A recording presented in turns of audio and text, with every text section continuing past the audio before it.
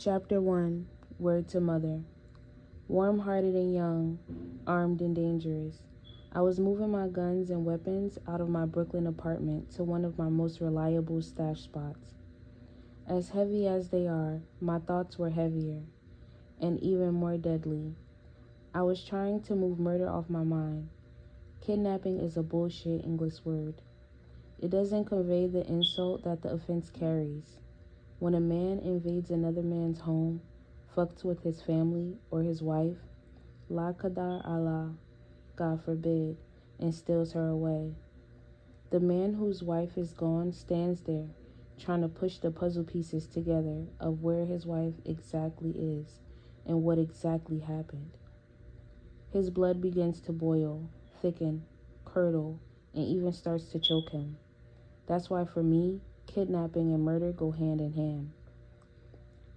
In my case, my young wife Akimi's kidnapper is her own father, her closest blood relation, a man who she loves and honors. For me to kill him would be to lose her, even if I win her back, and I refuse to lose. Ikhtitar is our word for kidnapping. My pushed it out her pretty lips. She pulled it from her soul and gave it the true feeling that it carried for us. The hurt, shame, violation, and insult. For half the day, it was all that she said after I relayed to her that Akimi was gone. My new wife had been taken against her will back to Japan without a chance to express herself to us, her new family, face to face. For me to see my mother Uma's Sudanese eyes filled with tears tripled my trauma. I had dedicated my young life to keeping the water out of my mother's eyes and returning a measure of joy to her heart that life had somehow stolen. But Sunday night, when our home phone finally rang, and answered only to hear the silence of Akimi's voice and the gasp in Akimi's breathing and the restraint in Akimi's crying, tears did fall.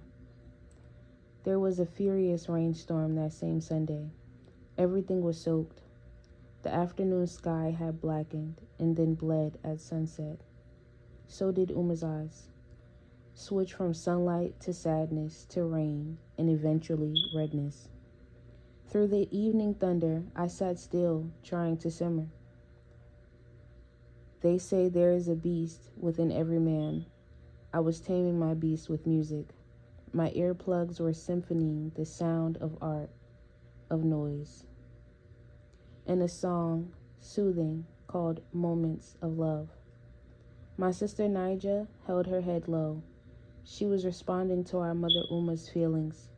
Like the 7 years young that she is, she did not grasp the seriousness of Akimi's disappearance and believed more than Uma and I that Akimi would be coming through the door at any moment. Much later, that same Sunday night, family day for us, my placed a purple candle in a maroon dish and onto her bedroom floor. She struck up a black-tipped match and blazed up blue. The subtle scent of lavender released into her air. There in the darkness, I sat on her floor, leaning against the wall and listening to her melodic African voice in the expressive Arabic language. As she told me for the first time ever the story, or should I say saga, of how my father's fight to take her as her first bride, true love and true heart. I knew then that the darkness in her room was intentional.